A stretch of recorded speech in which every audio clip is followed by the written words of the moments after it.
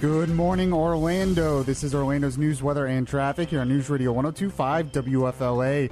Filling in for Bud, this is Yaffee. And I'm Deborah Roberts. And our top stories this morning, Trump's legal team claims he can't obstruct the Russia probe, and a hole opens and subsequently closes State Road 434. We'll have those details coming up in 1 minute. And on what Trump's legal team said, what do you think? Can the president obstruct justice? We'll get to that next. And good Monday morning. It's 6:01 on News Radio 102.5. President Trump's legal team is arguing that the president cannot obstruct an investigation. The New York Times obtained a letter from Trump's lawyers to special counsel Robert Mueller, which claims the president can't obstruct the Russia probe because he can legally end any investigation at any time. The lawyers also say that Mueller's investigation has been a burden on Trump and has endangered the security of the country. This news brought to you by Trustco Bank, Florida's hometown bank. Canada's prime minister finds U.S. tariffs on Canada insulting and unacceptable. On NBC's Meet the Press, Justin Trudeau said the entire thing about tariffs is coming about because President Trump and his administration have decided that Canada and Canadian steel and aluminum is a national security threat to the U.S. Trump is imposing a 25% tariff on steel imports and 10% on aluminum. Trudeau added Canada is putting the same kinds of tariffs exactly on steel and aluminum coming from the U.S. into Canada to be directly reciprocal. In the meantime, primaries are set in 8 states tomorrow. Voters will cast ballots in California, Alabama, Iowa, Mississippi, Montana, New Jersey, New Mexico, and South Dakota. The primaries will determine candidates for November's national midterm elections. Democrats hope a blue wave of enthusiastic Dems will help them regain control of the U.S. House and possibly the Senate. Republicans are counting on an improving economy to help them keep losses to a minimum. And the generic ballots between Republicans and Democrats has tightened up a lot in the past few months, so we'll see what happens. Yeah, we never really paid attention to primaries like this before. Yeah, exactly. But we are now. Locally, before you get behind the wheel this morning, morning rush hour commuters in the Orlando area, you're still going to find a major roadway block. State Road 434 has been closed to Oviedo since Saturday evening. That's when a 3-foot wide hole formed in the road just south of Black Hammock at Laurel Oaks Court. According to the Florida Department of Transportation, the hole was caused by an issue with an old drainage pipe that crosses under 434. FDOT says that section of roadway is traveled by almost 20,000 vehicles a day. Oh, that's it? That's just it. 20,000, huh? Why is it still closed? Yeah. I had to drive around that yesterday. Did you see? It is the world's worst detour. My question is, if the hole opened up on Saturday evening, why are we still talking about it being in the roadway on Monday? I don't know. Maybe they have to fix the pipe. I don't. Oh, that could be. That could be. I'm not an engineer, so I know. don't know. Don't shoot the messenger. Out west, 2 large wildfires are burning in New Mexico, fueled by drought-stricken trees and brush. Both the Buzzard Fire and the Ute Park Fire have torched thousands of acres. The Buzzard Fire is burning in the Gila National Forest in the western part of the state and has burned over 29,000 acres. It's only 41% contained. Meantime, the Ute Park Fire in the north has exploded to over 36,000 acres since starting last Thursday. It's only 23% contained. And in Colorado, fire crews are working to contain the 416 fire north of Durango. It's burned over 2,200 acres and is only 10% contained. And finally, thousands of tourists visit Vermont each year from around the world to take in the beautiful scenery, the fall foliage, and outdoor sports. Now the state will actually pay you to move there. A new bill has just been signed into law that will pay people $10,000 to move there and work remotely for an out-of-state employer. Mike's looking interested all of a sudden. Where? Let me write this down. Vermont. Okay. It's called the Remote Worker Grant Program and will take effect on January 1st, 2019. The money, distributed over 2 years, will help cover moving, living, and working expenses, among other things. Currently, Vermont has budgeted funds to support 100 grants for the first 3 years and 20 additional workers each year from then on. Oh, over 2 years, though. I knew it. I want a lump sum. We had to pay people to move to Florida back in the 30s. Yeah, that's true. To be able to be willing to deal with the humidity and the mosquitoes prior to air conditioning. Now I'm willing to pay them to leave. Exactly. WFLA News Time at 6:06. Hey, watch as hundreds of dolphins are seen playing with a baby humpback whale in Monterey Bay out in California. You can see the video at 1025WFLA.com. The first hour of Good Morning Orlando with Yaffee starts now. News, weather, and traffic for the best audience in talk radio. This is Good Morning Orlando on News Radio 1025. Yes, and this is Good Morning Orlando, and this is Yaffee filling in for Bud. Bud will be back later this week. And, of course, we have Deborah Roberts still here giving you the latest news.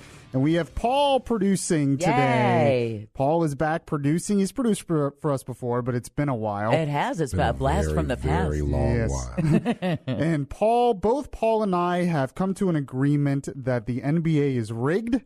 Yes. Because somehow the Cavs and the Warriors are in the finals again after everything that happened in the playoffs. Both of us don't understand how that happened. I've never been that guy. Everybody who's ever said the NBA is rigged, I'm like, shut up. That's dumb. Why would you say something like that? This time around, I'm in. It's rigged. Yeah, so I don't know. It's a pretty good game one, though, if you watch that one. yeah, game 2, the Warriors handled the Cavs pretty well. But if it's rigged, it will go all the way to game 7. Exactly. And then come we'll know on. for sure. Come on. We also have Stephanie screening your calls at 407-916-5400. So Trump's lawyers sent a letter to Robert Mueller. The letter was released over the weekend. Somehow the New York Times got a hold of it, and it created all kinds of controversy. So we'll talk about that next. And we have Orlando's news, weather, and traffic in just 2 minutes. News Radio 1025 WFLA. And this is Yaffee filling in for Bud. If you want to follow me on Twitter, make sure to follow me on Twitter at BeyondReasonR. And if you have any comments on what we're talking about, you can call 407-916-5400 or text to 23680 where standard message and data rates apply. So over the weekend, the New York Times released a letter that Trump's lawyers sent to special counsel Robert Mueller. It was actually sent back in January, but it was released yesterday to the media over the weekend. Somehow the New York Times, it was leaked to the New York Times. And that letter, of course, started a lot of debate and a lot of controversy. And over the weekend, once again, Trump was the main focus of the news. He's good at that. He's good at somehow being the main focus. The letter is 20 pages long and covers a lot of ground.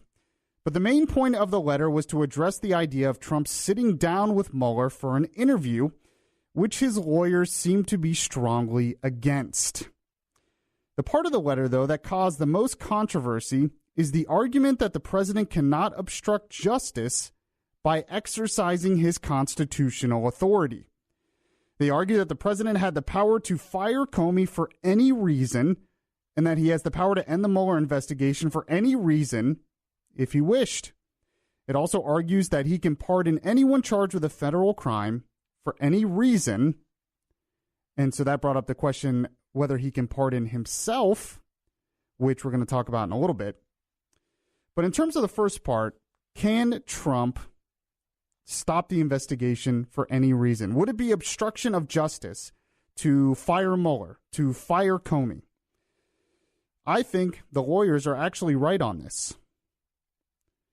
The fact is, the Justice Department is part of the executive branch. The president is the head of the executive branch. That means if Trump wants to disband the Mueller probe and completely stop the Russia investigation, he can. It's part of his job. It's laid out in the Constitution. The Justice Department reports to him. He is the head of the Justice Department. So he would not be able to obstruct himself. It's not how it works. This is an inconvenient truth for a lot of people, but that's how the law works. Now, this actually is not a new argument. In fact, Alan Dershowitz has been on Fox News and other places for months making this very point, and I think he's right.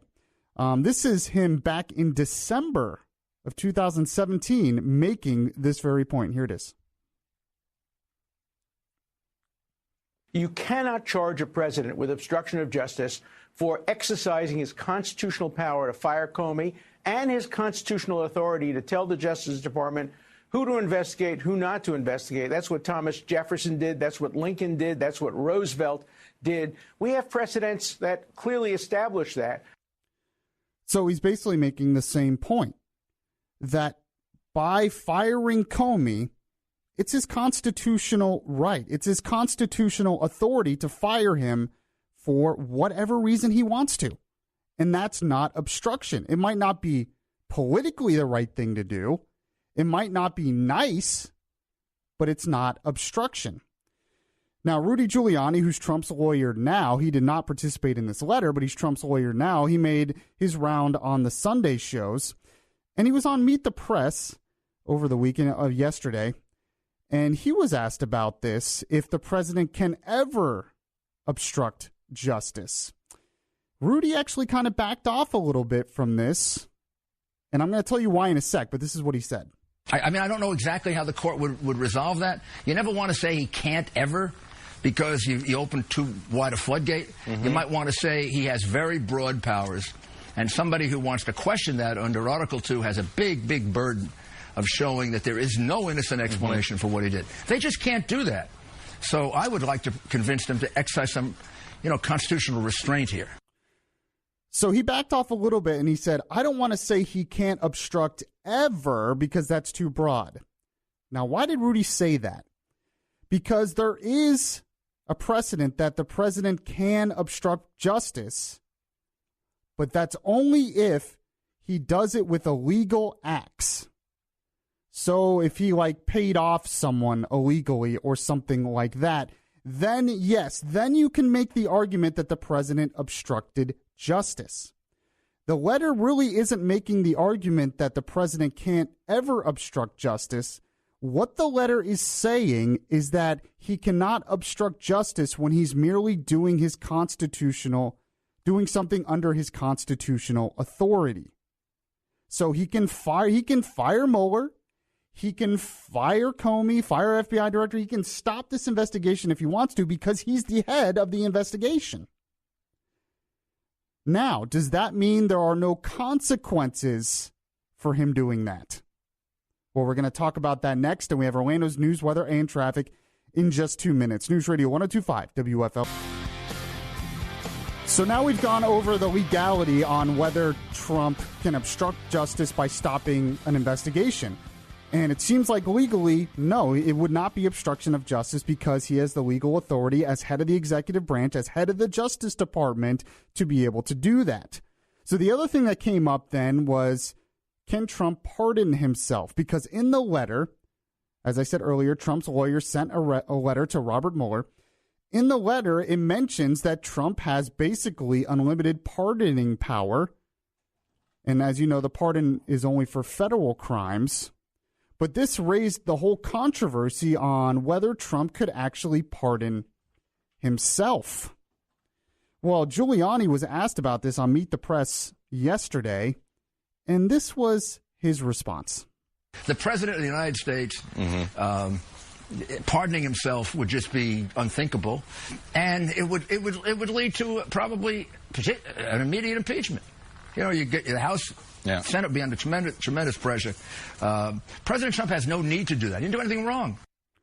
So now on ABC this week, he also had mentioned that he probably has the power, but he keeps arguing that it would not be in Trump's best interest. Now, Chris Christie was on ABC as well yesterday, and this is what he said about it.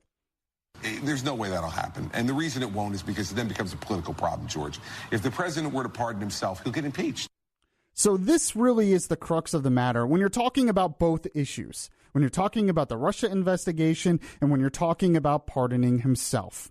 When you look at an issue and you look at the legality of it and presidential power, yes, Trump can stop the investigation. Yes, it looks like he probably could pardon himself. The Supreme Court has never ruled on that, but as of right now, it looks like he could. That does not mean he can't be held accountable. He can be held accountable by Congress. Well, there's two ways he can be held accountable. He can be held accountable by the people. The people could vote him out. If they don't like what he's doing, they could vote him out. It's political accountability. That's why the president has that kind of power. So there is political accountability. But the other way he can be held accountable is by Congress.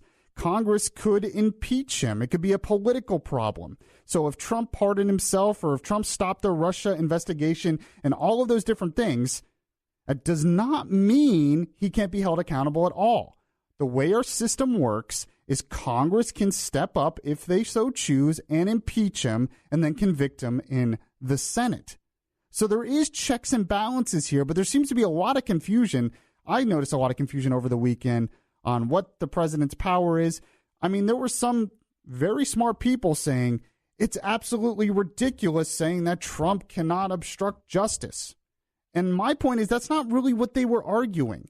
What they were arguing is that he cannot obstruct justice when he does his when he does something that's under his constitutional authority. Now, all of this being said, all of this putting all this aside, will Trump fire Mueller? Will Trump stop the Russia investigation? Will Trump pardon everyone and pardon himself? I don't think he will. There has been talks in the past that he wanted to fire Mueller. I noticed that in the past week or so, President Trump has been tweeting a lot about this, over and over again, tweeting about it's a witch hunt, it's a corrupt investigation, the Democrats are on board. I think there's a main reason why he's doing that.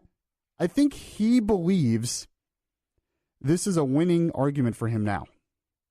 I think he's kind of liking all of this attention with it now, and he's realizing he can fire up his base and he can fire up a lot of the American people by going after this Mueller investigation. There was a time where people were like, Trump, stay away from this, Trump, stay away from it. But his approval seems to be going up. In the midterms, like I said, in terms of Republican and Democrat generic ballot, it seems like that's tightening up as well. So there's a part of me that thinks Trump wants to keep the attention on this, wants to keep the controversy because it makes him look like the victim. So he doesn't want to end the investigation right now because he likes having someone to hit against. He likes having that enemy to go after.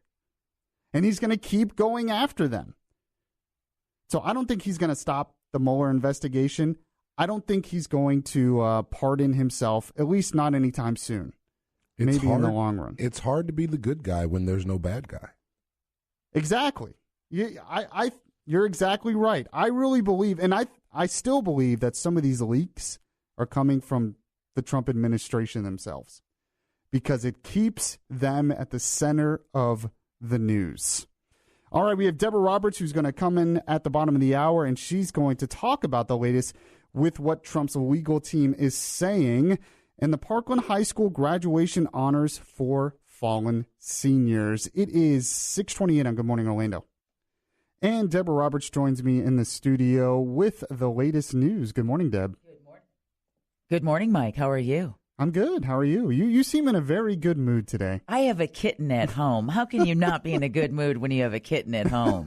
She got a new kitten last week, and she's just been smiling ever since. It was a week ago today. I found her in the bushes right outside the front of the building.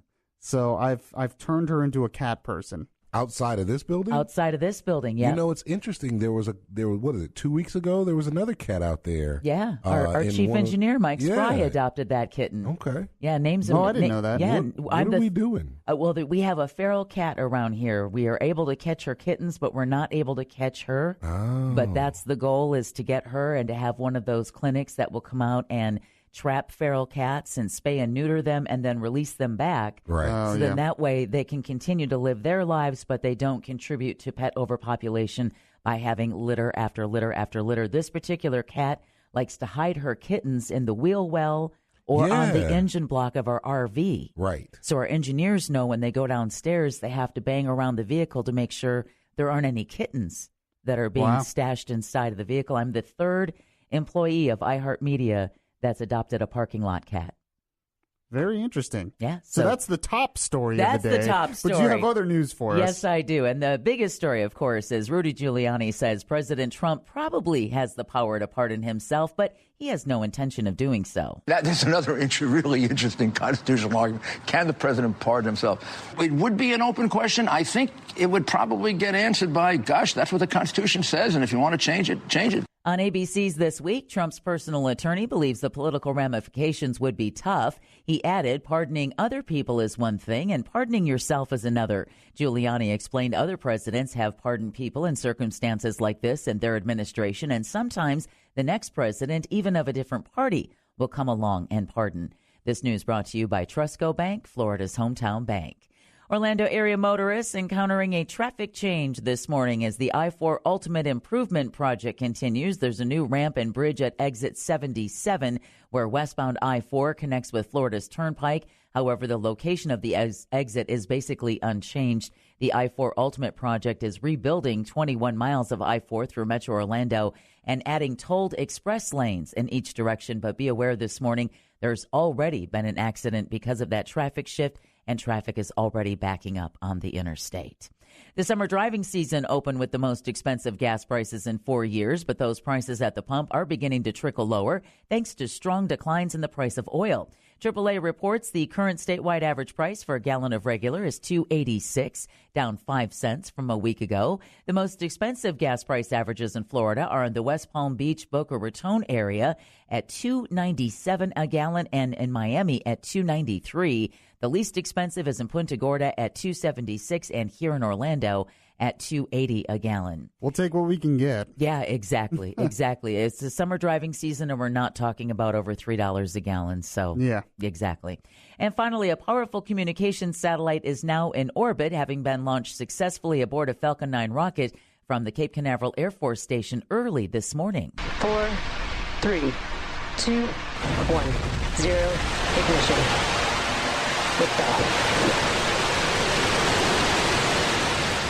Liftoff came at 12:45 this morning following a 4-day delay because of undisclosed technical issues. SpaceX made no attempt to recover the first stage booster, which was being used for the second time. It was an older model that's being phased out in favor of a new generation of boosters that can be reused 50 or 60 times. I think I read that this is the 11th launch this year, something like that. Already, yeah.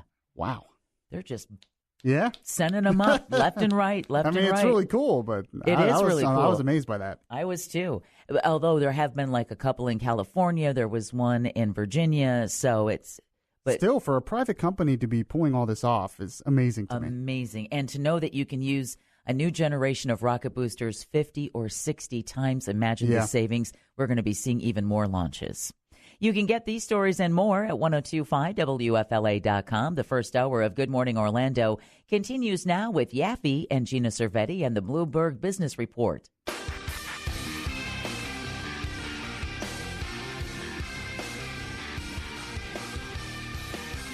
Good morning, Gina. Gina from the Bloomberg Newsroom in New York City. How are you this morning? I'm fine, Michael. How about yourself? It's a Monday. Yes, it is a Monday. So we have to put that in front of everything. So we had a jobs report last week, a lot of jobs being created. So what is the stock market, what are the stock futures looking like in this morning in reaction to that? They look pretty good. The stock futures are indicating a higher Wall Street open as that strong U.S. jobs report boosts confidence in the world's biggest economy. That's right here. We saw U.S. equities jumping just over 1% on Friday following that report. The Bloomberg Orlando Index slipped 0.25%. We have a couple things we're watching for today. That includes orders for manufactured goods, a couple of reports on that. And we get earnings from Dell and Casey's General Stores. And as I said, looks like a higher Wall Street open, so not too bad for a Monday. All right, we have a merger with a chemical company. Tell us about that. Well, it's Bayer. They are days away from transforming themselves into the world's biggest maker of seeds and agricultural chemicals, saying they will close their purchase of Monsanto on Thursday. Monsanto will no longer be a company name, but the acquired products will keep theirs. So anyone who lives in Florida knows that it seems like everyone in the world wants to move here. And you have a story about how they're also attracting financiers. Mm-hmm. Tell us about that.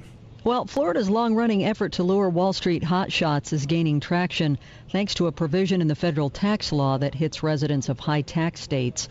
Florida is attractive because, of course, no state income tax and its property taxes are relatively low, whereas the tri-state area of New York, New Jersey, and Connecticut has among the highest property taxes in the country. And the federal tax law's new cap on state and local tax deductions has also reinvigorated Florida's campaign. A Brookings Institution demographer points to government figures showing that almost 15,000 Connecticut residents moved to Florida from 2015 to 2016, and that was the most since at least 1999. Separate state stats show Florida is adding jobs in finance, and Connecticut is having trouble keeping them. All right, and the latest Star Wars film, Solo, could be the first flop in the franchise. You have some details on that? Well, in terms of how much it costs to make and how much it could lose, it's not doing too bad at the box office by any stretch of the imagination, although the box office receipts for Solo, a Star Wars story, were down 65% this weekend over the debut, and it could be the first film in the long-running franchise to lose money. An analyst with B. Riley writes that the film could in fact lose more than $50 million. So, I mean, I liked it. You know, I haven't seen it. I thought it was a good movie. I'm surprised how much it's flopped. But, well, I guess I'm not too surprised, but I think it was better than I expected.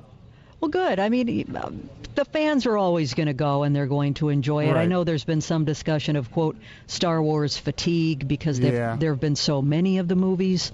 But yeah, that might be a big part of it. All right, Gina Cervetti from the Bloomberg Newsroom giving us the latest business report, and we'll talk to you again this time tomorrow morning.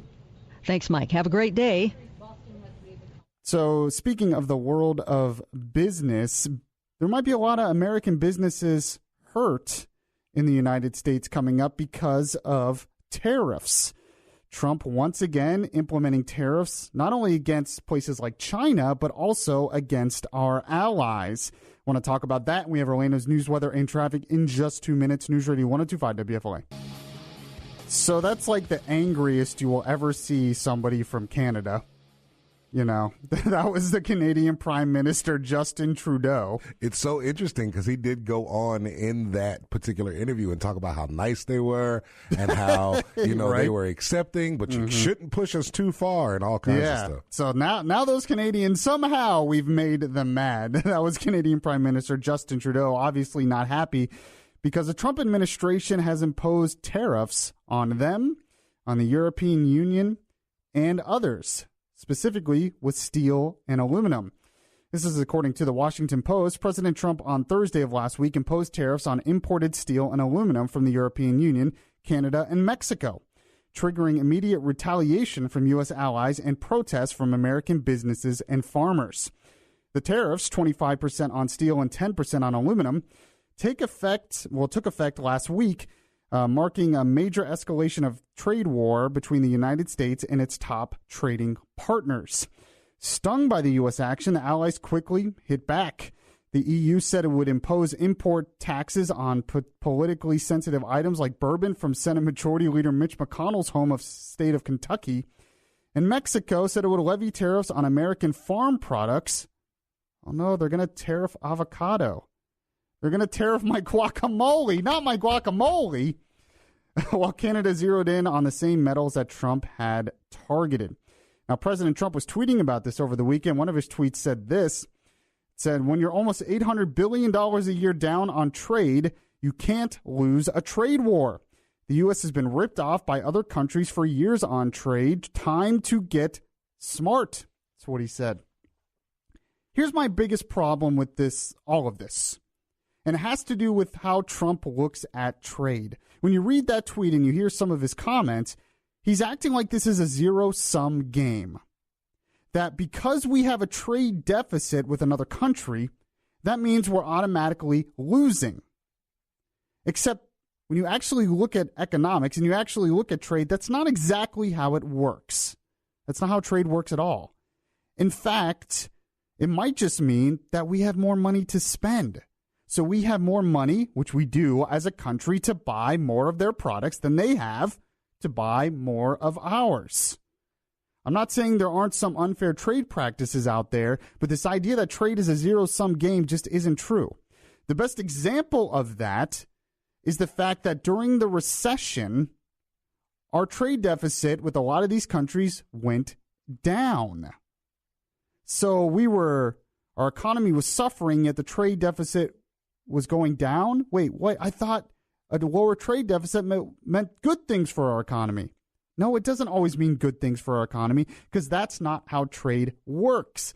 And I think Trump is misguided on a lot of this.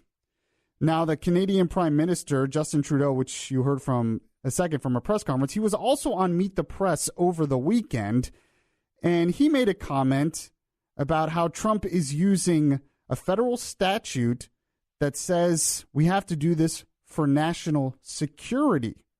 This is what Trudeau said about that. The idea that, our soldiers who had fought and died together on the beaches of World War II and the mountains of Afghanistan, and have stood shoulder to shoulder in some of the most difficult places in the world, that are always there for each other, somehow this is insulting to them. The idea that the Canadian steel that's in military vehicles in the United States, the Canadian aluminum that makes your fighter jets, is somehow now a threat. The fact that, next week we're hosting the G7 Summit of World Leaders, and the airfield, the military base that Air Force One's going to land in, was put there in World War II to protect an aluminum smelter that was providing to the military effort. The idea that we are somehow a national security threat to the United States is quite frankly insulting and unacceptable. So I don't agree with him a lot, but I have to agree with a lot of what he said there. The fact is they're using that federal statute saying it's a national security threat because they want the tariffs. But they don't actually believe it's a national security threat. It's nonsensical that it's a national security threat. Peter Navarro and President Trump have wanted these tariffs for decades, and every time they've talked about it in the past, they've wanted the tariffs for economic reasons because they believe protectionism is good for the economy, not for national security. There's no national security threat. We're building up our military, and Canada is more than willing to give us products and steel to build up our military, and there's no sign that that's going to stop anytime soon. I think it's a stretch to say it's for national security. Just admit that you're doing it for economic reasons. Now, a lot of people think that this is just a tactic, a negotiation tactic. So we're going to talk about that next, and I want to take your calls as well. What do you think about Trump's tariffs? What do you think about these protectionist policies? Do you actually think it will be a benefit for the economy? 407-916-5400. Text to 23680 where standard message and data rates apply. It is 6:50 on Good Morning Orlando.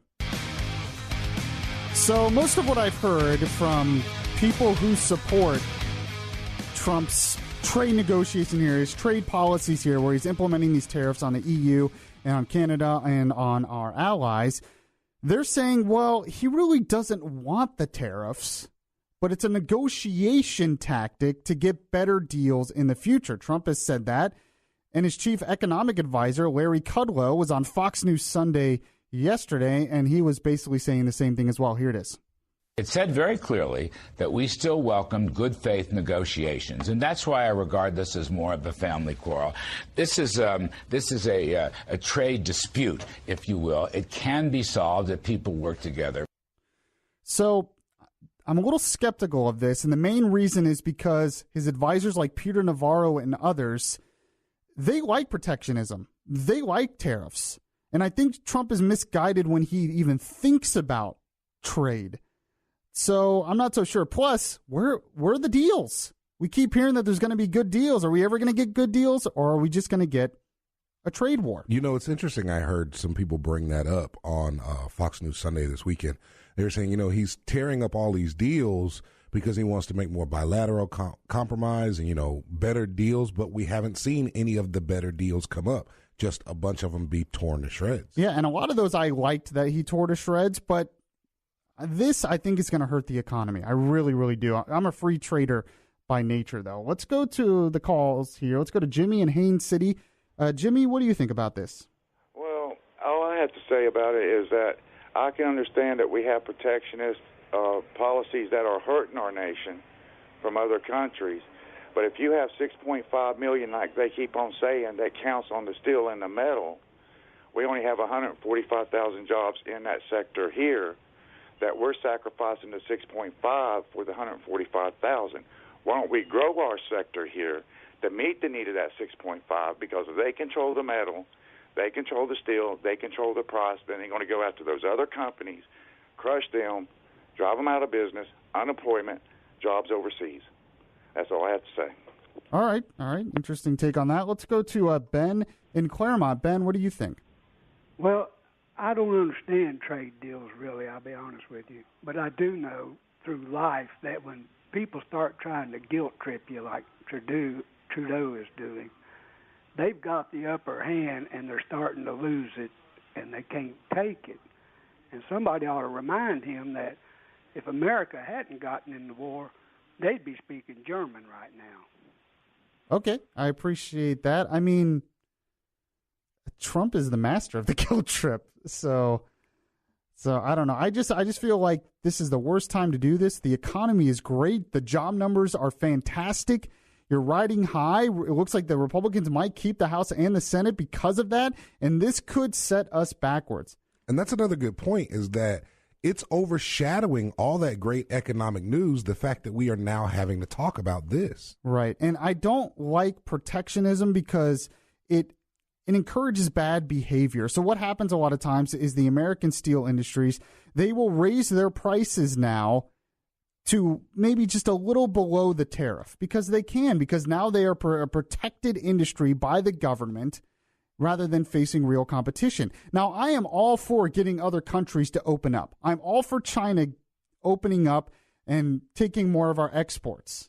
So if this is a negotiation tactic, I hope it works. I really do. I'm just a little skeptical that it's going to, and I'm just not sure. There's a part of me that thinks he just wants the tariffs there forever because he believes protectionism is good for the country, and I just don't see it that way.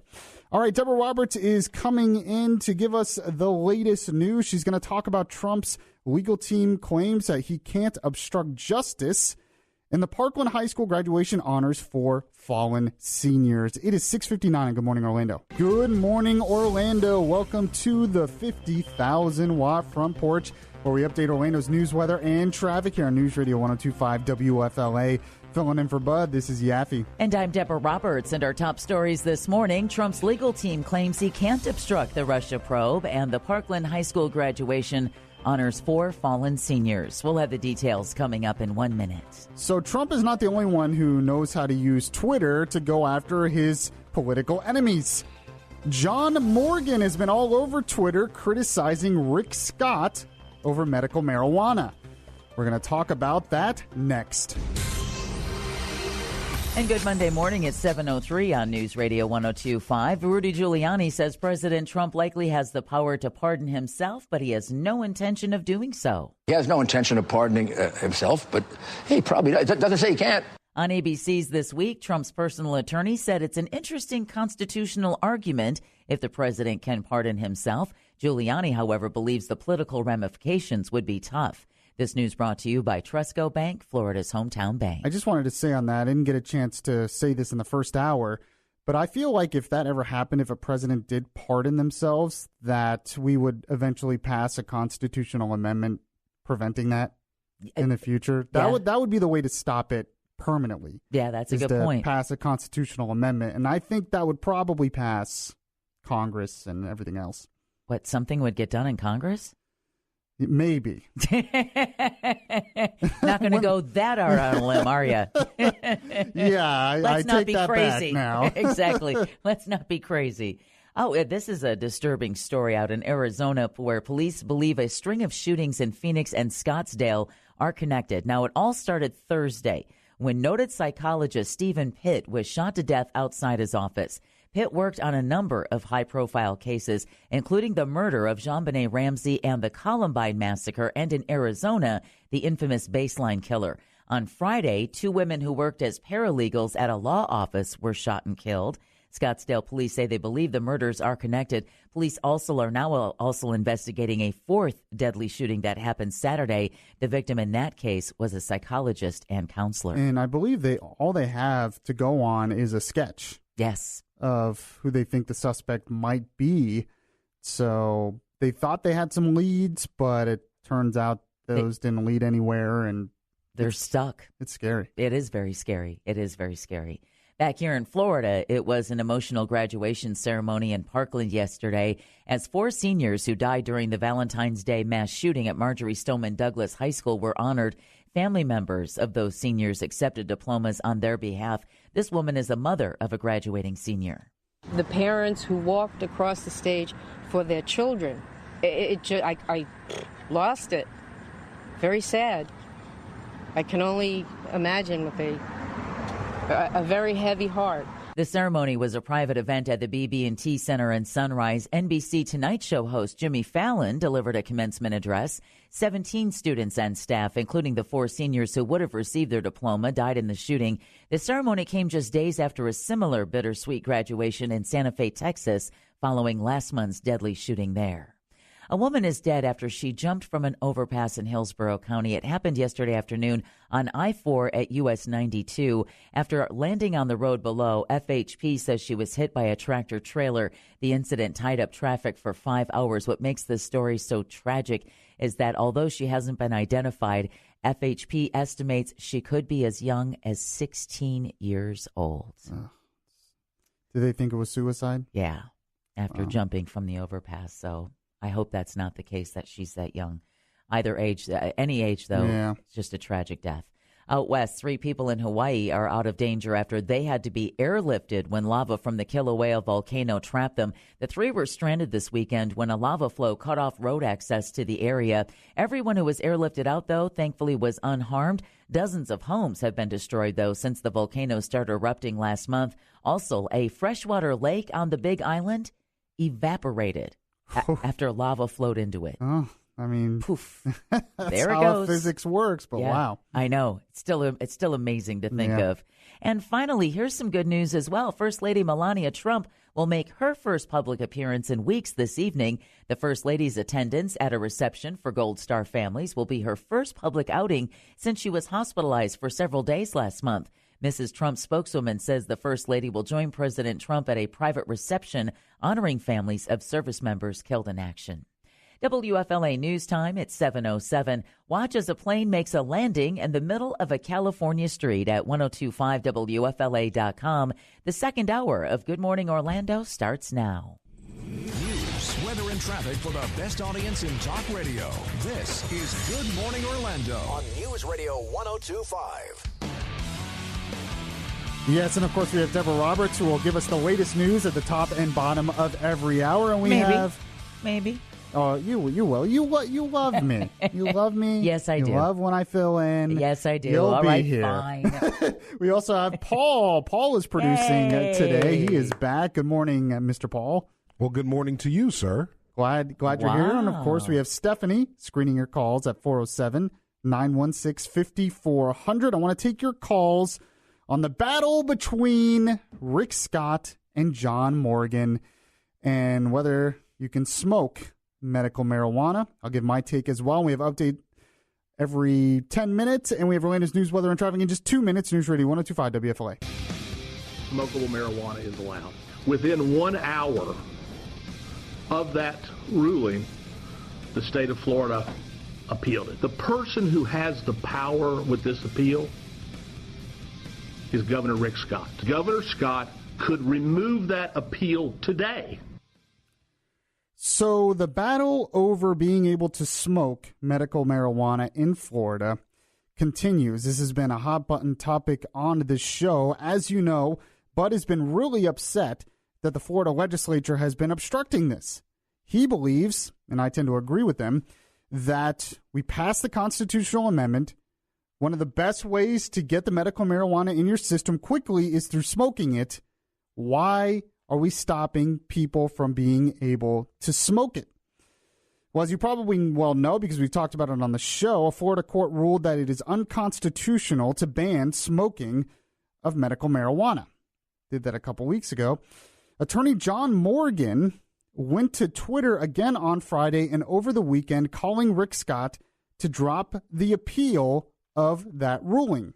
You just heard John Morgan in that audio cut there, and he's talking about how Rick Scott, and they're appealing the ruling. They still want to stop it. So right now, there's still a stay on smoking medical marijuana, so you can't smoke it legally in the state of Florida. John Morgan's really upset about that, and he was all over Twitter on Friday and over the weekend, and he has been a lot lately. This is obviously his big issue. One of his tweets, he really called out Rick Scott. Here's one of them from Friday. He said, "Think of our veterans, cops, and firefighters who have PTSD because of the horrible things that they had to do and see for us. Smoke works best." So John Morgan he's not holding back. He's tugging at the heartstrings a little bit there. He also put out a video on Twitter calling out Rick Scott, and he actually put Rick Scott's phone number out there, his office phone number, telling people to call his office because they want to get Rick Scott to stop the appeal. Here's a little bit from that video John Morgan put out on his Twitter account. Look, you and I think, are friendly. We've had dinners together. We've talked. I love your wife, and I think you love my wife, Ultima. I agree on a lot of things you've done. But this, Rick, is about compassion. I think this is about, for some people, political meanness. Just to do it for spite. At some point in time, I'm asking you, drop this fight now. 407-916-5400. You can text it 23680 or standard message and data rates apply if you have a comment on that. So John Morgan's not happy about it. He believes that the constitutional amendment that was passed obviously allows people to smoke it in the privacy of their own home. Now, Governor Rick Scott was on Fox 35 last week, and he was asked about this, and this was his response to John Morgan. Well, I think, first off, we want everybody to get the health care they need. I mean, I think we all want to do that, and I want to do that. This is not about politics. This is about following the law. I mean, we had a constitutional amendment that was passed. The legislature, in a bipartisan manner, overwhelmingly passed the rules with regard to that. It's important that the Department of Health follow those rules, and that's what they're doing. When you look at moving forward, I mean, it's your intention to continue that appeal, correct? Absolutely. We've got to follow what the law is. We follow Amendment 2. We follow what the legislature overwhelmingly, in a bipartisan manner, passed. That's the job of the executive branch, and that's what we're going to do. I want to make sure people get the health care they need, but we're going to follow the law. So I have to admit, stepping back and looking at this issue, I don't really understand what the big deal is on allowing people to smoke medical marijuana in their own home. I can understand about preventing people from doing it in public, because when they do it in public, it affects the people around them. It doesn't just affect them personally. But the constitutional amendment already bans people from doing it in public. So why are we stopping people from doing it in the privacy of their own home? I don't really understand that, and I kind of have to side with John Morgan on that. Now, that being said, if Rick Scott is right that he's just following the law, then it seems like John Morgan really shouldn't be mad at Rick Scott. He should be mad at the Florida legislature, because it's the Florida legislature that is the one banning smoking medical marijuana completely, and they're the ones that create the laws. So if you really want to be mad at someone, Rick Scott is just doing his duty as the head of the executive office of Florida, and he's just following the law. If you want to be mad at someone, you need to go after the Florida legislature, because they're the ones getting in the way of this. But I have to say, I mean, if it's already legalized medically, smoking, from what I understand, is one of the best ways to get it in your system quickly, unless you use like an IV or something. And if you smoke it in your own home, what do I care? If it's legal, it doesn't affect me. So I have to agree with Bud on that. I have to agree with John Morgan. I don't understand why people are against this, unless it is for political reasons. Or there might be another reason as well. And I'm going to talk about that next. Whose side are you on this issue? Do you agree with Rick Scott? Do you think it should be banned?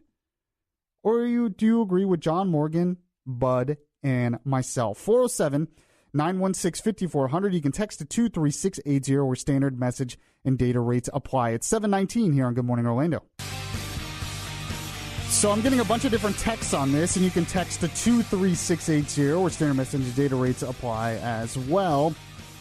talking about John Morgan going after Rick Scott because Rick Scott is appealing the decision by a Florida court, saying the Florida court basically ruled that banning smoking of medical marijuana is unconstitutional.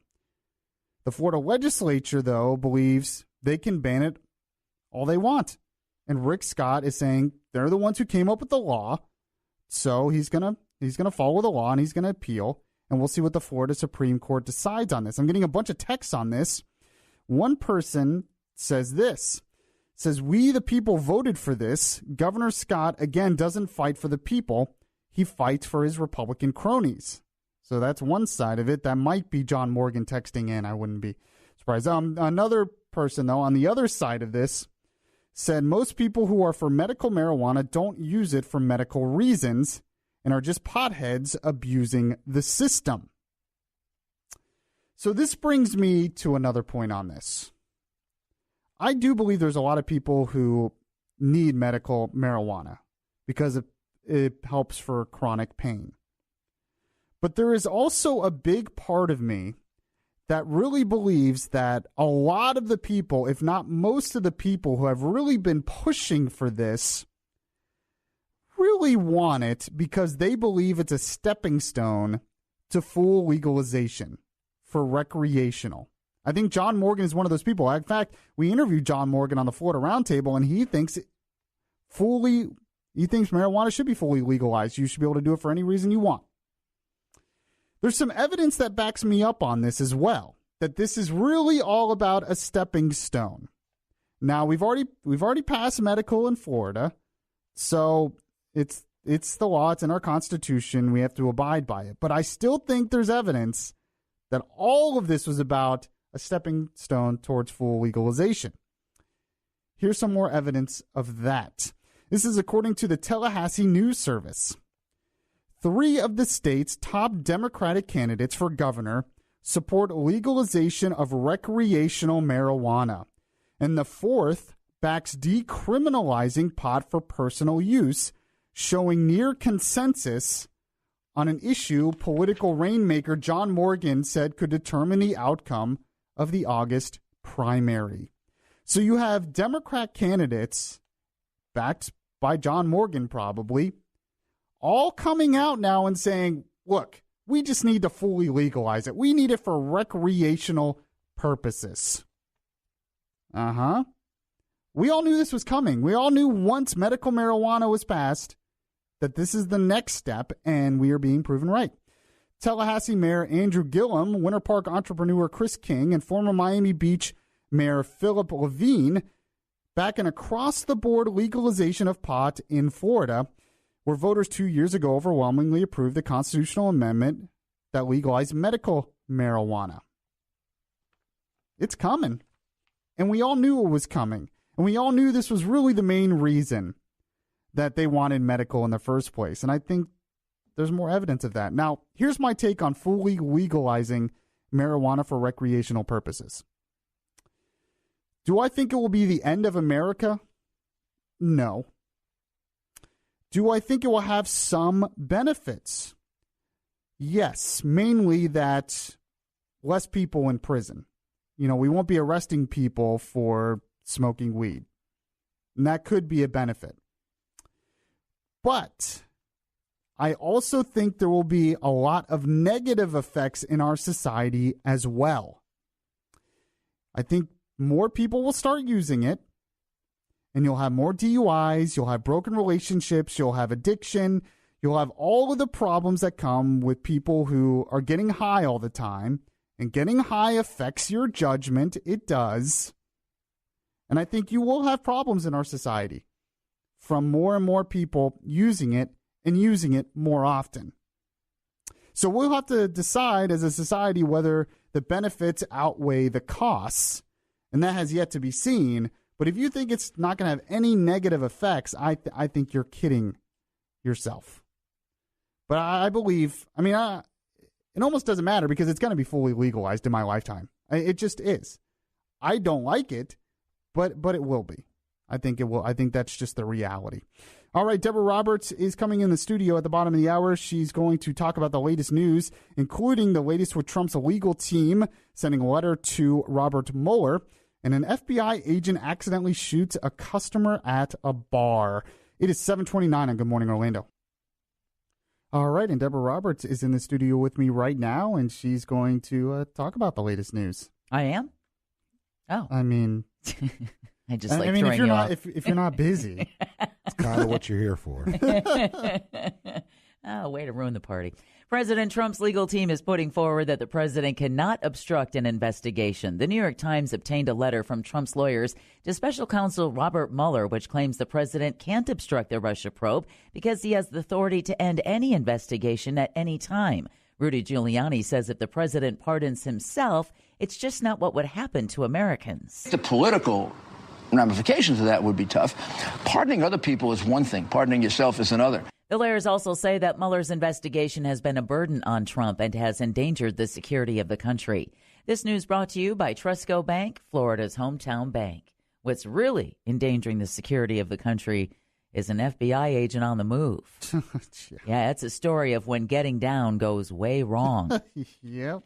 A man in a bar was accidentally shot by an off-duty FBI agent early Saturday morning after a gun fell out of his pants and onto the dance floor.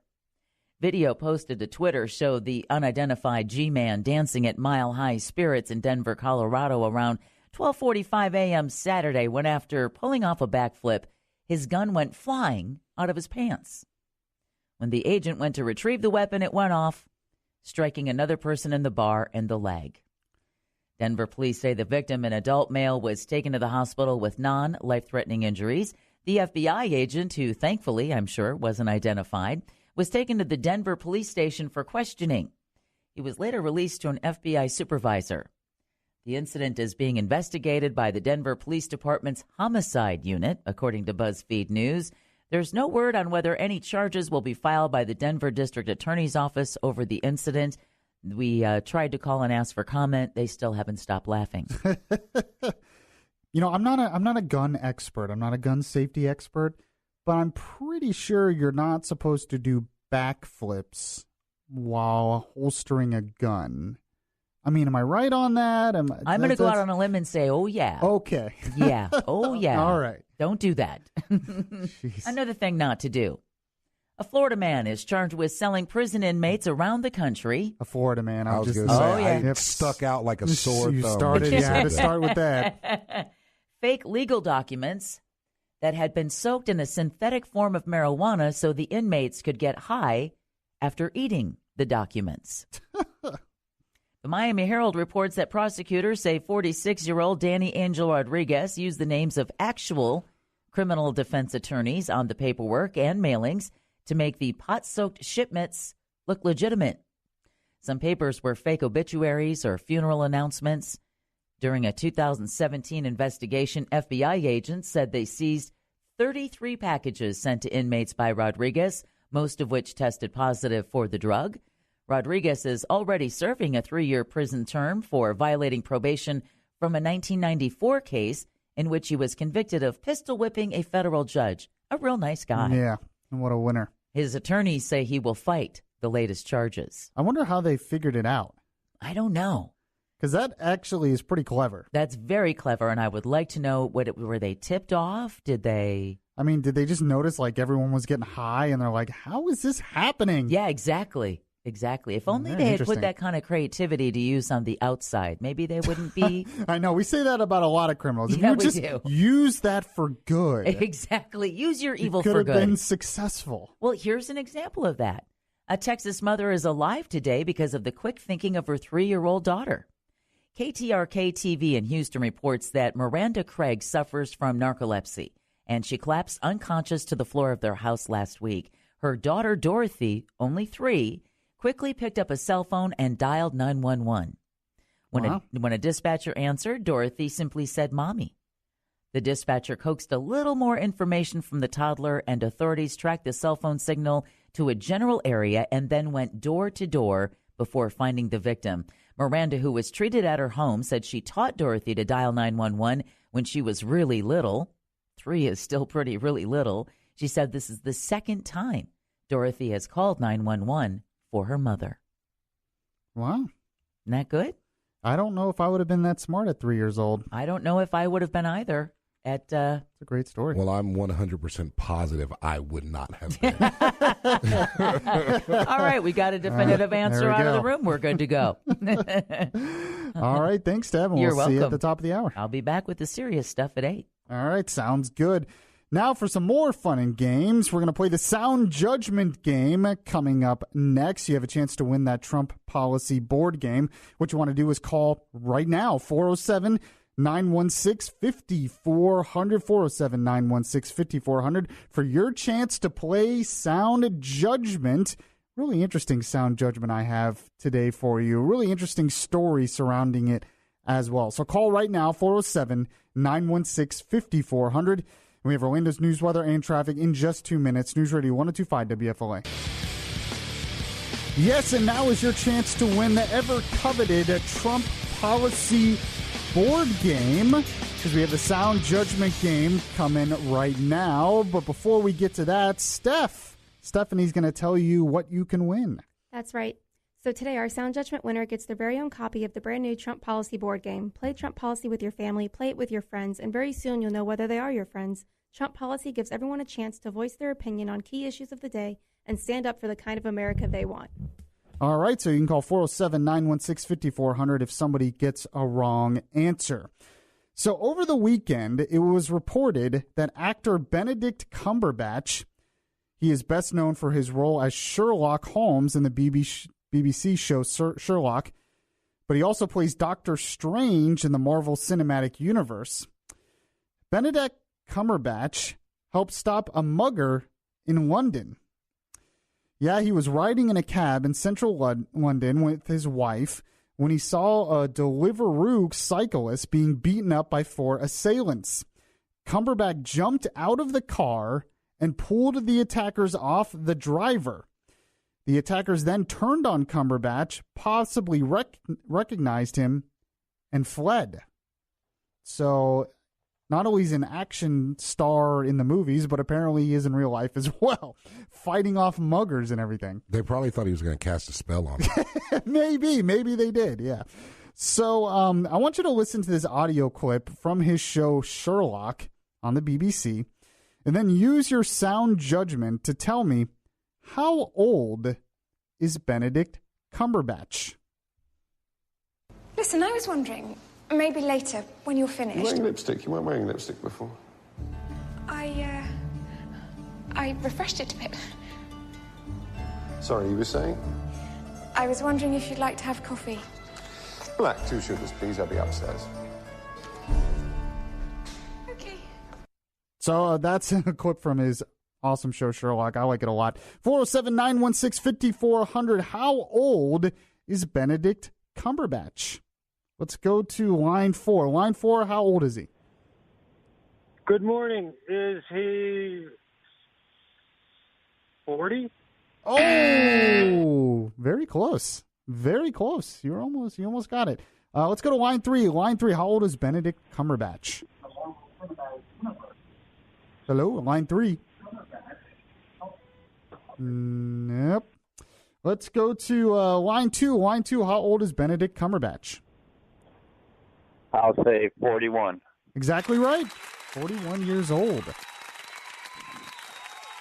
Congratulations on that. You are now a proud winner of the Trump Policy board game. Are you a fan of any of his shows or movies? Not really. No, never seen Doctor Strange or Sherlock? He comes on every Sunday on 65.2. That's the only time I might watch it. Oh, okay. All right. So, well, congratulations on winning the game. What's your name and where are you calling from? I'm Jerry from Orlando. Jerry from Orlando. All right, I'm going to put you on hold, and Steph's going to tell you how you can get that game, okay? Okie dokie. All right, hold on, Jerry, and congratulations on being our winner. I was waiting for it.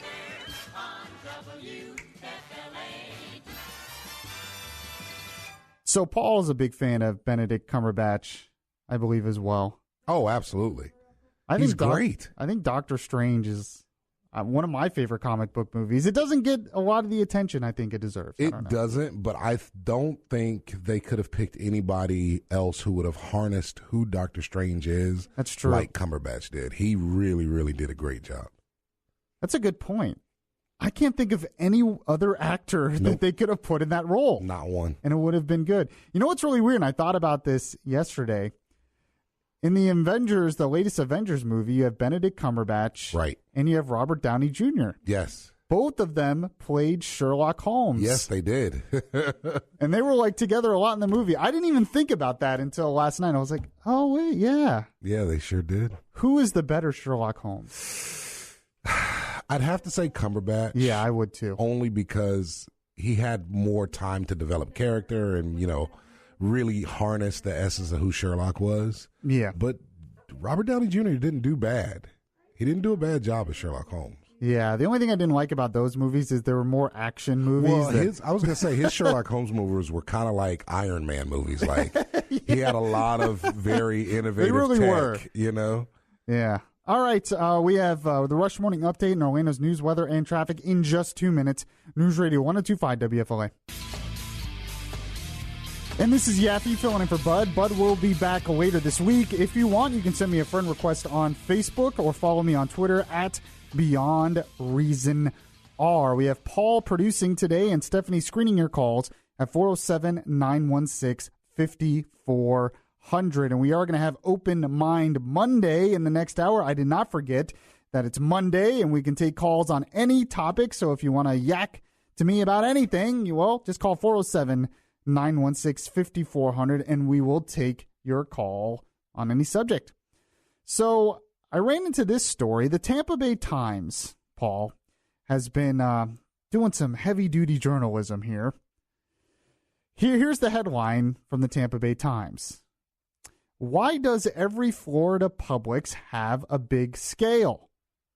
This is heavy-duty journalism. This is some serious This is what needs to be investigated. Yes. They had a story. Oh, this is good. I can't wait to hear this. They have a story about Publix, and if you're listening to this show in the Orlando area, I guarantee you've been in a Publix at least once in your life, probably once a day.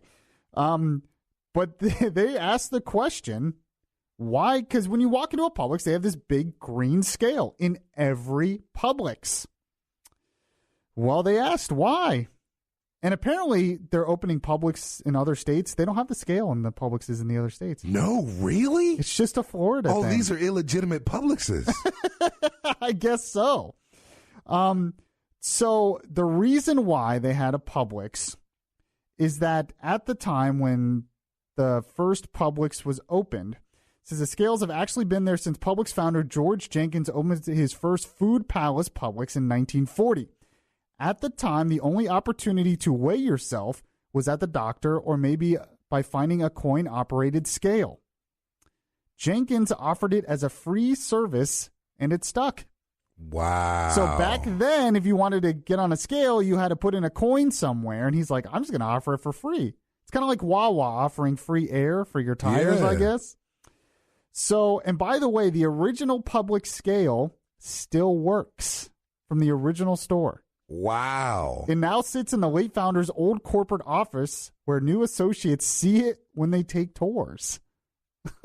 That is a Publix staple, though. It if is. you go into Publix, I've seen people look for the scale. You know what I mean? know. I It's use something it. that you do That's on the way out. That's the only scale I use is the Publix scale. I'm not going to Every lie. little kid that goes in Publix on the way out goes, can I weigh myself? Can I weigh myself, Mommy? Can I weigh myself, Daddy? Can I get on the scale? So what's really interesting is that Publix, the company that made the scales, doesn't make them anymore. So what Publix did is they made a bunch of them. They got a bunch of them made, and they have them in a warehouse somewhere. Really? So when they open a new Publix, they get it from the warehouse and put it in the Publix. Oh, my God, I'm so stunned. I need a subscription to Tampa Bay Times right now just because they did this hard-hitting investigative. Yes. I know, on the Publix scale. But apparently, people from out of state, this is the only grocery store that does this. Right. So, like, people from out of state, they see a scale, and they're like, what in the world? Yeah. Why is there a scale in a grocery store? Well, that's why. There's a lot of reasons there should be scales in grocery stores. All right, so thought you'd find that interesting here from Florida. Deborah Roberts is coming in right now. She's going to talk about the latest news, including Trump's legal team, that letter they sent to Robert Mueller. It's 8 o'clock on Good Morning Orlando. Good morning, Orlando. It is Monday morning here on the 50,000-watt front porch, where we update Orlando's news, weather, and traffic here on News Radio 102.5 WFLA. Filling in for Bud, this is Yaffee. And I'm Deborah Roberts. And our top stories this morning, Trump's legal team claims he can't obstruct the Russia probe. And according to a new study, working sick can make you poor. We'll have the details coming up in 1 minute. So what is going on with the North Korea summit? What are the latest on that? Is the summit going to be on June 12th? We're going to talk with our national correspondent, Bill Zimfer, on that next. And good Monday morning. It's 8:03 on News Radio 102.5. Rudy Giuliani says President Trump could have shot former FBI Director James Comey to end the Russian investigation and not be prosecuted until after he left office. In an interview with HuffPost, Giuliani claimed Trump's power as president extends so far that he can't be indicted on a criminal charge or even subpoenaed for questioning. Giuliani said if Trump did shoot Comey, he'd be impeached the next day. Then, Giuliani said, prosecutors could do whatever they want. This news brought to you by Trusco Bank, Florida's hometown bank. Giuliani was everywhere yesterday. Yeah, he was. Talking to the Huffington Post on all the Sunday shows. Jeez. A busy man. Guess so. The Nobel Prize-winning anti-nuclear group ICAN says it will pay for the costs of next week's summit between President Trump and North Korean leader Kim Jong-un. The historic meeting is set for June 12th in Singapore, and the North Koreans, despite being cash poor, want to stay in a $6,000 a night hotel. Well, then there's the cost of travel and security. So to put aside any concerns over the bill, ICAN says it will use its Nobel Prize winnings to pay for it. Yeah, there's a lot of interesting details coming out about the future summit. We're going to talk with our national correspondent on that in the next segment. All right. Well, Apple is expected to take up phone addiction and software changes at today's annual Worldwide Developers Conference. CEO Tim Cook is set to announce the company's latest software updates at the conference in San Jose. Apple will apparently address phone addiction as part of its digital health platform. Some new features to help control phone usage may include ways to set limits for time spent on certain apps. A new study co-authored by Florida Atlantic University claims that not getting paid sick leave at work drives people into poverty, and it goes beyond the fact that lower-paying jobs tend to not offer sick leave. That's according to Florida Atlantic professor Leanne Derignay. It's not just the idea that you might be working while you're sick.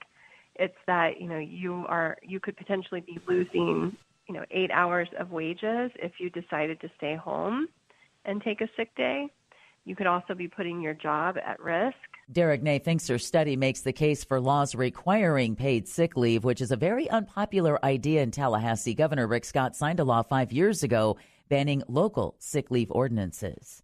In local news, firefighters in Seminole County are mourning the loss of one of their own. Sanford Fire Department Lieutenant Mike Salber was killed this weekend when his powerboat collided with another while racing in the Jacksonville Grand Prix of the Sea on the St. Johns River. 3 others were hurt, but there's no word on their conditions. On Facebook, Salber's girlfriend wrote that he was thrown from the boat after the collision, and he died instantly when his boat landed on top of him. Meal kit company HelloFresh is going to start selling its kits in grocery stores. The company said Sunday it'll soon be on shelves at more than 580 Giant Food and Stop and Shop stores. More locations are in the works, though. It's part of a trend in the meal kit delivery industry. Blue Apron last month unveiled plans to start selling its kits at Costco, while Kroger purchased the Home Chef line. And finally, a new book penned by best-selling author James Patterson and former President Bill Clinton is being released today. The book is titled The President is Missing. It marks the first time a president has collaborated with a best-selling novelist on a work of fiction. WFLA News Time, it's 8:07, and you can watch as hundreds of dolphins are seen playing with a baby humpback whale in Monterey Bay at 1025WFLA.com. The third hour of Good Morning Orlando with Yaffee starts now. News, weather, traffic. This is Good Morning Orlando on News Radio 102.5.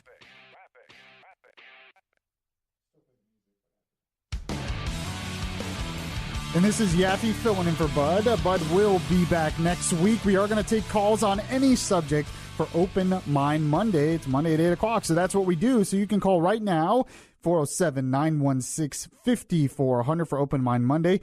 We are also going to talk with our national correspondent, Bill Zimfer. He's going to give us the latest details on North Korea. A lot of interesting stuff coming out of North Korea. We're not sure what this means for the summit, and we'll update you on all the latest next. And we have Orlando's news, weather, and traffic in just 2 minutes. News Radio 102.5 WFLA. The beginning, I don't say, and I've never said it happens in one meeting. You're talking about years of hostility, years of problems, years of really hatred between so many different nations. But I think you're going to have a very positive result in the end. So that is President Trump commenting on the upcoming summit with North Korea's leader Kim Jong-un, kind of saying that this is going to be a process, that this is going to take a while, that it's not going to all be solved in just one meeting. Now, we remember that we had the meeting, then he canceled the meeting. Now it looks like the meeting is back on. A lot of new details that broke over the weekend on this upcoming meeting. So I wanted to bring on News Radio 102.5 national correspondent Bill Zimfer on this as well. Bill, good morning. How are you? I'm great, Mike. Good morning. Yeah, a lot happening here, and the president now does admit that this is not going to be a one and done. There are going to have to be several meetings, maybe many meetings, to finally get to the ultimate goal here. But we're 8 days away. And it's very difficult to believe that we are going to be prepared to talk about things like denuclearization 8 days from now, because what we're talking about now is things like how to get Kim Jong-un to Singapore. Apparently, they don't have an aircraft that's available to go that far from North Korea. Number two, who will pay the bill for the North Korean delegation in Singapore? They say that they cannot handle that financial burden. So at this point, we're talking about those things. Hard to believe that we'll be ready to talk about denuclearization when this occurs on June 12th. And the president has said this is going to be a meet and greet plus, meaning photo ops, a lot of smiling, a lot of handshaking, things like that. I do not expect a whole lot to get done at this meeting. And it seems like we're still kind of trying to figure out what Kim Jong-un is up to. I mean, it broke over the weekend that he wants to possibly meet Syria's leader, Assad. What's that about? Well, Kim Jong-un has become quite the social butterfly, hasn't he? He met with Russia's foreign minister last week. He now, Bashar al-Assad says he's going to North Korea to meet with Kim Jong-un. Exact date has not been set on that as of yet. That's concerning for a couple of reasons. Number one, these two countries have been in the bad boys club for a while, and there's talk that they have collaborated on chemical weapons projects. And number two, this will be the first foreign head of state that Kim Jong-un has hosted since taking power in 2011 in North Korea. Usually that first foreign visitor is a heavyweight, a big ally, somebody you want to have relations with. But the fact that it's Bashar al-Assad is a little bit concerning. And Kim Jong-un now also says he's going to go to Russia at some point and meet with Vladimir Putin. So a lot of reasons to be concerned. Kim Jong-un is certainly covering all of his bases, that's for sure. I mean, I don't understand how this helps his negotiations with us. I mean, Assad's going to go there and probably try to talk him out of getting rid of his nukes, you would think. I don't know. That's crazy stuff. So North Korea, it also broke over the weekend that North Korea, Kim Jong-un's kind of shaking up his military leadership. What is he doing? Well, he has removed his 3 top military officials and replaced them with younger people. Now, in the past, there have been some pretty horrific things that happen to people that lose their status at the top of the military hierarchy in North Korea, either being shot or otherwise thrown into labor camps and things like that. So the reasoning behind this unclear, but it could be good news that perhaps Kim Jong-un is trying to replace the old guard who pushed for a nuclear program with younger people who might be more in line with Kim Jong-un's reported thinking that he wants to revive the economy of North Korea and give up his nuclear weapons program. That could be part of this as well. But it's usually not good news for those people who are replaced in North Korea because they often just disappear. Oh, wow. Jeez. So there was also reports as well that maybe when they dismantled or blew up that nuclear test site, that it was kind of just a show, that they really didn't blow it up. I mean, what's that all about? Well, they blew something up. We know that. We're not sure what it was, and because there are a couple of things that that result in a lot of skepticism. Number one, they did not allow any type of atomic inspectors in. All they allowed in were journalists who had no knowledge of exactly what to look for and how to verify that they were actually blowing things up. There were also reports that they did move some things out of the tunnels before they blew them up, whether it be documentation, whether it be certain equipment. We don't know because, again, those knowledgeable inspectors were not there to view any of this. So, and you add on top of that this nuclear test site at Pongyuri was reportedly damaged beyond repair last fall during their last nuclear test. That its ultimate demolition or supposed demolition may be a moot point anyway because it may not have been usable. Well, a lot of different facets to this whole North Korea situation in the upcoming summit. And if anything more breaks, we'll try to bring you back on again, Bill, and get the latest from you. You always do a great job for us. And as well, we'll talk to you again next time. All right. Thank you, Mike. You got it. That's Bill Zimfer, our News Radio 102.5 national correspondent. So it's Open Mind Monday. We have open lines, so you can call 407-916-5400 on any topic. If you have a comment on North Korea, do you think this North Korean summit is going to work out? Do you think we'll actually get a good deal out of it? Or do you think it's all a show and North Korea is doing what they've always done to us? 407-916-5400. We have that in Orlando's news, weather, and traffic in just 2 minutes. News Radio 102.5 WFLA. So at the end of the last hour, I read a story from the Tampa Bay Times talking about the scales at Publix. Now, if you live in this area, you know what I'm talking about when I say the Publix scales. Publix, when you go in the Publix grocery store, at the front of the store, in every store around here, there's a big green scale that you can step on, and it's like an old-fashioned thing, and weigh yourself. It's the only scale I use. And the Tampa Bay Times actually did a whole story investigating, why does Publix have these scales? Where did these scales come from? So it was a little bit of a lighter story I did in the last hour, but people actually were texting on it, and you can text to 23680, standard message and data rates apply. One thing I said in the story, or what they said in the story, is that the new stores that they are opening up in other states, they are not putting the scales in. Only the new stores in Florida. That's the part. Well, I guess scales. I guess if the scales are no longer being created, that makes sense. But yeah. It stinks for the people that don't live in Florida, man. I know. They got to have it. Well, one person texted and said, lived in Orlando 25 years, still listen to you on iHeart. He says, we have scales in our Publix stores in Savannah. Well, there you go. So I guess in Georgia, maybe it's only the new stores they're building in new states. I was gonna say maybe those got in before, the scale company went down. Yeah, maybe. And then another person texted in, because this is what people care about, Paul. These are the issues. Where's my Publix scale? Another person texted in and said, FYI, I shop at Winn-Dixie, and they have similar scales. I don't believe them. You don't believe the texter? I shop at Winn-Dixie almost exclusively, at least here in Orlando area, right? Uh-huh. Castleberry Winn-Dixie, Fern Park Winn-Dixie, Lake Mary Winn-Dixie. Like, I can start naming them off. I shop at Winn-Dixie so much. And I've never seen a scale.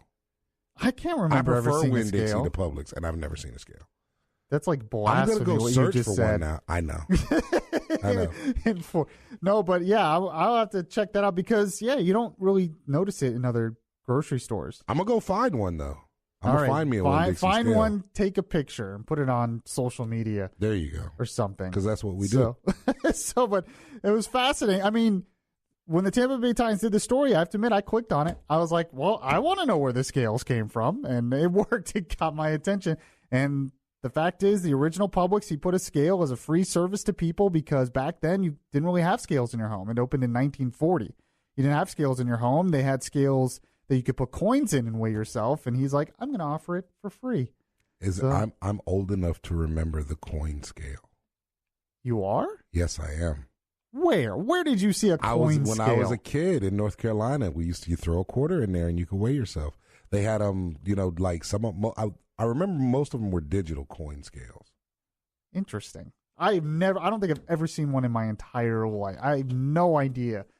I'm going to look up online what they look like. All right, Deborah Roberts is going to come in and update the more important news at the bottom of the hour, including what Trump's lawyers are saying about, or they wrote a letter to Mueller saying that Trump cannot obstruct justice. Deb will update the latest on that. It's 8:29 on Good Morning Orlando.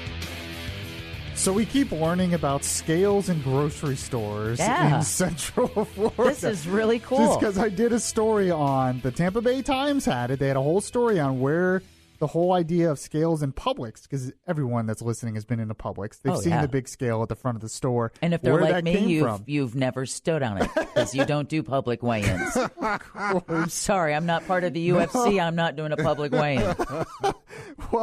Well, I mean, the story talked about, and I always thought Publix was the only store that had that, but people keep texting in. You can text at 23680 saying that Winn-Dixie also has scales. One time for Winn-Dixie. So take that, Publix. I just like the person who texted in that the Publix scales are great for weighing your luggage to make sure it's not overweight before you head over to the airport. Oh, I've seen people weigh a lot of different things other than themselves on Publix scales. Absolutely. Hopefully not anything illegal. That you know of. All right, so you can keep those tips coming in. If you want to text more about that, you can. Or you can text on any topic for Open Mind Monday. But Deborah Roberts. But do either of you have scales in your homes? No. Nope. No? See? Yeah, see, if my clothes use the Publix one. Yeah, well, you use the Publix one, and I just don't want to know. Don't want to know. All right, well, there's a lot of breaking news that happened over the weekend in Trump world, and you're going to tell us some of that, Deb. Yeah, well, that is starting off with Rudy Giuliani is the new personal attorney saying President Trump probably has the power to pardon himself, but he has no intention of doing so. That's another really interesting constitutional argument. Can the president pardon himself? It would be an open question. I think it would probably get answered by, gosh, that's what the Constitution says, and if you want to change it, change it. On ABC's This Week, Trump's personal attorney believes the political ramifications would be tough, though. He added pardoning other people is one thing, pardoning yourself is another. Giuliani explained other presidents have pardoned people in circumstances like this in their administration, and sometimes the next president, even of a different party, will come along and pardon. This news brought to you by Trustco Bank, Florida's hometown bank. As Florida's U.S. Senate candidates battle for the support of Puerto Rican voters, Democratic incumbent Bill Nelson picks up an endorsement today. Pedro Rosselló, the former governor of Puerto Rico and the father of the current governor, will announce his support for Nelson at appearances with the senator in Tampa and Kissimmee. Both Nelson and Republican Governor Rick Scott have been courting the vote of Puerto Rican voters whose ranks have swelled after tens of thousands relocated from the island to Florida following the devastation of Hurricane Maria. The National Oceanic and Atmospheric Administration is forecasting clear skies for the next few days as far as the 2018 Atlantic hurricane season goes. The season officially got underway last Friday, but Mother Nature didn't wait for that official date. Subtropical storm Alberto swept through the Gulf of Mexico 2 weekends ago. With its heavy rains and strong winds, the storm gave people on the Gulf Coast a preview of what the season might bring. NOAA predicts that the season will be about average. The agency believes there could be between 10 and 16 named storms with 5 to 9 hurricanes. Of those, as many as 4 could be Category 3 or higher. I'm not ready. I know, I'm not ready. Just letting you know. I don't want this to be a three-peat, 3 years in a row we all have to sleep in the station again. Yeah. There's just some things you don't want to see. Meanwhile, despite the heavy rain from Alberto, Collier County won't see a big increase in its mosquito population. That's what Mosquito Control District Executive Director Patrick Lynn says. He believes that compared to last year at this time, the mosquito population is actually lower. And he says Hurricane Irma could be a big reason why. Lynn recently told the Naples Daily News after Irma, he noticed while inspecting mangroves that silt was replaced by salt, and that could have reduced the number of eggs able to hatch. Good news for them. Wait, what does that have to do with Irma, though? Because Irma the storm surge forced the salt water into the mangroves farther in, so the mosquitoes Gotcha. weren't able to lay their eggs and have them hatch. Very interesting. Yeah, and if you this hurricane Some season, good news out of that hurricane. Exactly. And here's some more. All shelters, at least in Sarasota County, will be pet friendly. Florida's former FEMA chief Craig Fugate says officials decided this would be best. We're doing the review, and the Sarasota County folks said, it doesn't make sense to make our folks drive past a shelter just because they had their pets with them to go to a pet-friendly shelter. So the school district, the county commissioners, all the city officials, they all got together and said, we're going to make all our shelters pet-friendly. Yeah, let's hope that Orange County and the other counties in Central Florida will follow suit with that, because Fugate says residents with their furry friends in Sarasota County won't need to worry about finding a shelter if they're forced to evacuate this hurricane season. If you don't know and you're new to Florida, hurricane season will last through the end of November. Fugate said the county invited him to help with it. With its after-action study following last year's hurricane season, and that's when officials decided it would be best to roll out the pet-friendly policy. Something to keep in mind, because if you do have to leave and you've got furry friends, you can't just show up anywhere. You can get these stories and more at 1025WFLA.com, but the third hour of Good Morning Orlando with Yaffee continues now with more tips on scales at Publix.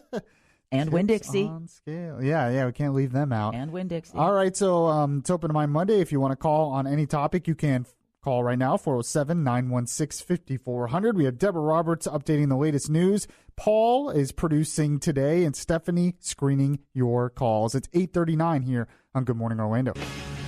Well, it would not be Open Mind Monday if Bertha from DeLand did not call.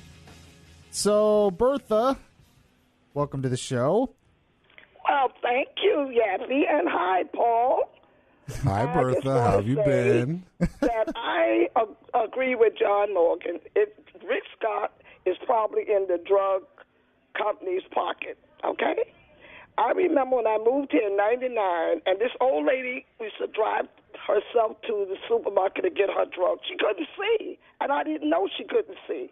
And she said, one of my medicines is over $500. I said, $500? Because I don't take medicine. And she said, but I have nobody to come and get. I have to drive here and hope I don't kill myself or somebody. Elderly people pay more for their medicine than anybody. And if smoking going to help them and cut down on their bills, so be it.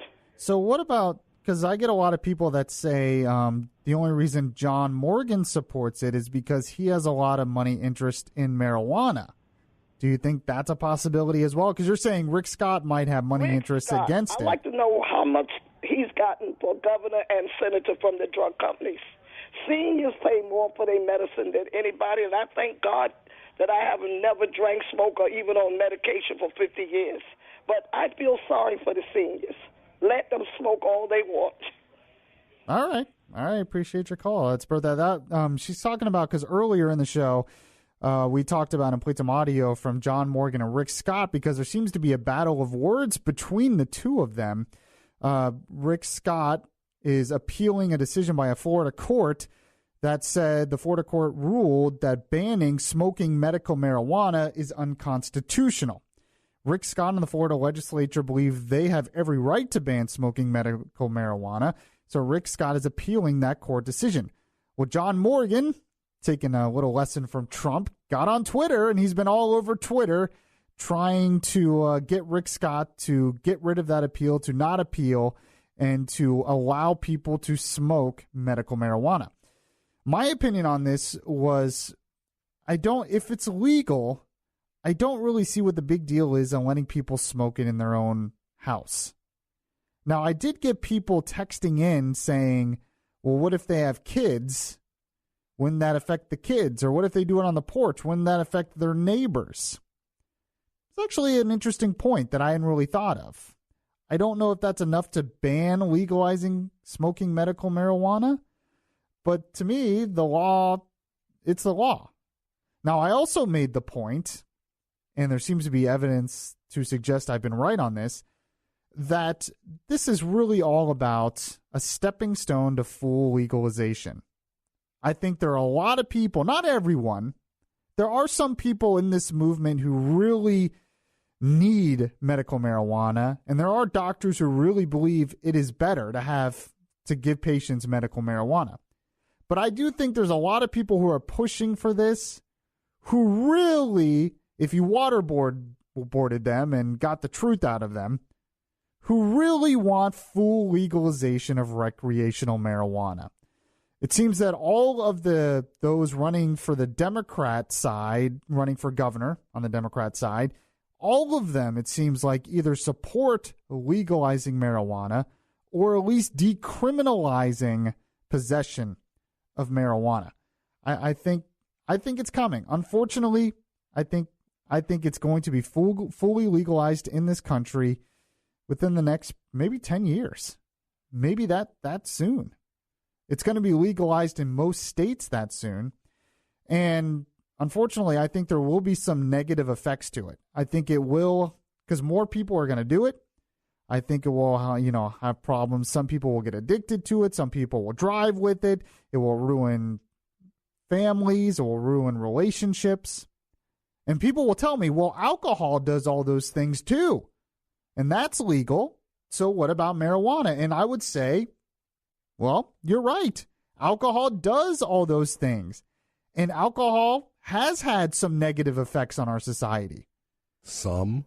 Yeah, alcohol's had a lot of negative effects on our society. Any reasonable person looking out in the world will see that there are some negative effects to alcohol being out there. DUIs is an example, but I mean, there's a reason why Alcoholics Anonymous exists, because it has negative effects. I'm not saying we should ban it or anything. That's not my point. My point is that if we legalize marijuana, it's going to have some negative effects. But we as a society have to determine whether those negative costs, those negative effects, are not as bad as the benefits of legalizing it. That's my point. Because I feel like when I talk to a lot of people when it comes to marijuana, they act like there's not going to be any negative effects, that it's all going to be for the good, all going to be on the plus side if we fully legalize marijuana for recreational purposes, that it's all going to be for the good, that it doesn't really do anything bad. I honestly think that's naive. I think it will have some negative effects. But that doesn't mean we shouldn't legalize it, because maybe the benefits outweigh the cost. That's my opinion on that. If you want to call with your opinion on that, you can call 407-916-5400. I still have to talk to Paul and give our take on what's going on with North Korea, and we'll do that next. We have Orlando's news, weather, and traffic in just 2 minutes. News Radio 102.5 WFLA. So something that Bud has said on the show before, and I have said on this show and my show, is that I think there are some internal divisions in North Korea, and that's why there's been a lot of shifts in what's going on before the summit. Because North Korea was playing really nice, and then all of a sudden they weren't playing nice, and then all of a sudden they're playing nice again. And then there was a report that Kim Jong-un was afraid there was going to be a coup while he left for the summit. Well, the breaking news this morning that I just said about top 3 military officials being replaced, that seems to confirm exactly what Bud and I have been saying for weeks, that there's something going on in that country, that it seems like maybe Kim Jong-un is willing to be nicer to us, maybe open up the country a little bit, maybe get rid of the nukes, but he has some hardliners there that disagree with him, and he's in the process of getting rid of them. So we'll see what happens. It all could just be a show as well. Who knows? It's North Korea. We'll find out eventually, but I find it very interesting. That's something Bud and I both have mentioned, and it seems that the evidence is proving us right. All right, so we talked about medical marijuana and recreational marijuana in the last segment, and of course, we got some calls on that, so let's take a call here. Let's go to Peter in Orlando. Peter, what's your take on this? Yeah, I think the big thing that's going to be holding up this legalization of marijuana is the fact that there's no roadside sobriety test for it developed. And a friend of mine in law enforcement basically says that's their trump card. If this ever gets close to being legal, they're going to go ahead and just make it clear that there's no way of testing the sobriety of a driver, whether they're high or not. Interesting. You can make them put their finger on the nose, but you can't do a breathalyzer. Didn't the FTOT, though, just start a program that if you get caught driving high, you'll be arrested? But how do they test that without a blood test? Yeah, that's true. I guess we had asked Kim Montez, who is with them, and she said there were other ways to test it. But you're right, that could be an issue because I guess you can't take a breathalyzer, can you, to prove that you're high? You're right. It's something I really hadn't thought about. Right. So I mean, and I got this from a law enforcement officer that's pretty high up in the food chain, and they said they don't talk about it publicly, but they'll use it as a trump card to make this all go away if they get close. Huh. I don't know if it's going to work. Thank you for your call, Peter. I still think it's going to end up being legalized. Let's take another call here. Let's go to Lori in Sanford. Lori, what's your take on the whole medical marijuana controversy? Well, my take is that I have a medical problem. I do, where I have pain. Where if I take a couple of puffs off a cigarette of a joint or something, it will relieve my pain. It does not really impair my driving. However, now, if how do I say this? That no, I don't think people should be getting high and just speeding down the road doing this. However, I don't think they should be testing people for driving under the influence of alcohol more so than marijuana, because most people, if they're going to be relieving their pain, are going to be staying at home. Interesting. All right, Lori, have to cut you off there. So we'll see what happens with that. I think it's going to be fully legalized in my lifetime. All right, I appreciate you all listening to the show this morning. I will be back on again tomorrow morning. Bud will be back on later this week. I want to thank Paul for producing and Steph as well for screening your phone calls, and I'll end the show just like Bud does. God bless you, and God bless America. Catch you next time.